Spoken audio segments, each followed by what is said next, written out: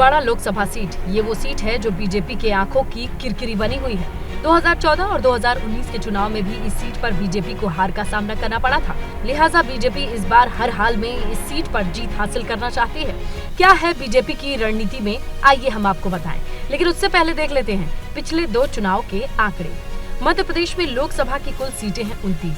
2024 में बीजेपी गुना और छिंदवाड़ा हार गई, जबकि 2019 में बीजेपी ने अपना रिकॉर्ड सुधारा, 28 सीटों पर जीत हासिल हुई। लेकिन छिंदवाड़ा फिर भी हाथ नहीं आया। सिर्फ पिछले 2 चुनाव का ही नहीं, बल्कि 1980 से लेकर अब तक के आंकड़े बीजेपी के पक्ष में नहीं जाते हैं। लिहाजा उसके लिए ये प्रतिष्ठा का सवाल है, क्योंकि पिछले 44 साल में एक उपचुनाव को छोड़कर बीजेपी कभी ये सीट नहीं जीत पाई। 1980 से छिंदवाड़ा में कमलनाथ का एक छत्र राज कायम है। 1980 से 96 तक कमलनाथ सांसद चुने गए।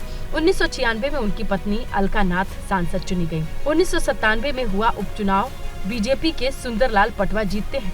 उसके बाद 1998 से 2019 तक फिर कमलनाथ लगातार सांसद रहे। 2018 में मध्य प्रदेश के सीएम बनने के बाद इस सीट से 2019 में उनके बेटे नकुल नाथ सांसद चुने गए। यानी साफ है, मध्य प्रदेश के मिशन 29 को पूरा करने के लिए बीजेपी को छिंदवाड़ा में हर हाल में जीत हासिल करनी होगी और इसके लिए बीजेपी ने अपनी कवायद शुरू कर दी है। छिंदवाड़ा में इस बार कांग्रेस ने मौजूदा सांसद और कमलनाथ के बेटे नकुल नाथ, तो बीजेपी ने विवेक साहू बंटी को मैदान में उतारा है। कहते हैं कि अगर दुश्मन मजबूत है तो उसे सीधे हराने में मुश्किलें आए, तो उसके सिपह सलारों को अपने पाले में कर लो, ताकि दुश्मन इतना कमजोर हो जाए कि उसे आसानी से मात दी जाए। छिंदवाड़ा में कमलनाथ के गढ़ फतेह करने के लिए बीजेपी इसी रणनीति पर चल रही है। बीजेपी लगातार छिंदवाड़ा में सेंधमारी कर रही है। कमल के करीबी और पूर्व मंत्री दीपक सक्सेना बीजेपी में शामिल हो गए। दीपक सक्सेना ने भोपाल में सीएम मोहन यादव और बीजेपी प्रदेश अध्यक्ष वी डी शर्मा की मौजूदगी में बीजेपी का दामन थामा। हम ये मान के चल रहे हैं कि दीपक जी का आना, क्या दिवाली, क्या होली, क्या शिवरात्रि, सबका मजा आ रहा। और दीपक जहाँ जलता है अंधेरा वहां से जाता कि नहीं जाता। दीपक का आना अंधेरे के जाने के समान है। दीपक सक्सेना सिर्फ कमलनाथ के सहयोगी ही नहीं, बल्कि उनके अच्छे मित्र भी थे। छिंदवाड़ा में वो कमलनाथ के हनुमान के तौर पर जाने जाते थे। दोनों की राजनीतिक सफर की बात करें तो 45 साल का पुराना साथ था। ये रिश्ता उनके बीजेपी में शामिल होने के साथ टूट गया।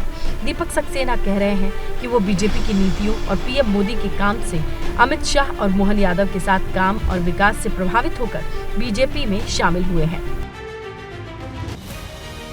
दीपक सक्सेना ने भले ही बीजेपी का दामन थाम लिया हो, लेकिन जिस कमलनाथ के साथ वो 45 सालों से जुड़े रहे, उनके लिए सम्मान में अभी कोई कमी नहीं आई है।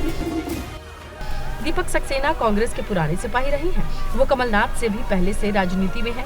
कमलनाथ के छिंदवाड़ा आने से पहले दीपक सक्सेना राजनीति में आ चुके थे। सियासी करियर की शुरुआत 1970 में की। रोहाना गांव के पंच बने। 1975 से 80 तक रोहाना गांव के सरपंच रहे। 1989 में छिंदवाड़ा आए, कमलनाथ से मुलाकात हुई। 1984 में सुंदरलाल जायसवाल को हटाकर जिला सहकारी बैंक के अध्यक्ष बने। 20 साल तक लगातार अध्यक्ष बने रहे। 1990 से 2018 तक छिंदवाड़ा विधानसभा चुनाव लड़े। 1993, 1998, 2008, 2018 में छिंदवाड़ा से लगातार 4 बार विधायक चुने गए। मध्य प्रदेश में 2 बार कैबिनेट मंत्री रहे। 2018 में दीपक ने कमलनाथ के लिए अपनी सीट छोड़ दी। उनके बेटे अजय सक्सेना भी सियासत में पिता की ही तरह सक्रिय रहे, लेकिन बीजेपी के मिशन छिंदवाड़ा में वो शामिल हो गए। इसी 21 मार्च को वो बीजेपी में शामिल हुए थे। हम खुद सच्चाई का साथ देने के लिए आज आए हैं। पिछले 6 सालों में विशेषकर छिंदवाड़ा जिले में कांग्रेस, जो नई कांग्रेस है, जो नकुल नाथ जी के नेतृत्व में आगे बढ़ रही है, वो दिशाहीन हो चुकी है। कार्यकर्ताओं में भारी आक्रोश है, असंतोष है। कार्यकर्ता अपने आप को उपेक्षित महसूस करता है। कमलनाथ जी ने 45 सालों में अपनी टीम बनाई, सभी स्तंभ खड़े करे। आज नकुल नाथ उस टीम को खत्म करने के लिए खुद ही आतुर हैं।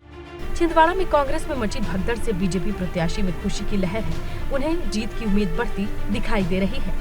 जिस तरीके से नकुल नाथ जी ने छिंदवाड़े के आदिवासी वर्ग को अपमानित किया है, पूरे छिंदवाड़े के आदिवासी का गुस्सा अब नकुल नाथ जी के प्रति है। आदिवासियों को अपमान करना नहीं भूल रहे हैं, तो इस बार आदिवासी भाई उसका जवाब देंगे।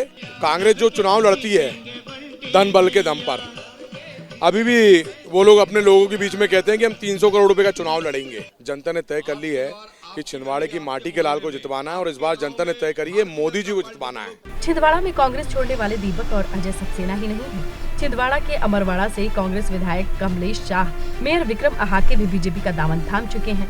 चौराई विधानसभा सीट से पूर्व विधायक गंभीर सिंह, पूर्व जिला पंचायत अध्यक्ष सीताराम डहेरिया, पूर्व प्रदेश महासचिव अजय ठाकुर, नगर पालिका अध्यक्ष संदीप घाटोड़े सहित कई बड़े नेता और 6000 से अधिक कांग्रेसी कार्यकर्ता बीजेपी में शामिल हो चुके हैं। छिंदवाड़ा में सेंधमारी के बाद बीजेपी का जोश हाई है।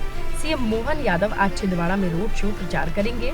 बस इंतजार है 4 जून का। देखते हैं कि इस बार बीजेपी कमलनाथ का किला ढहाकर वहां कमल खिला पाती है या नहीं।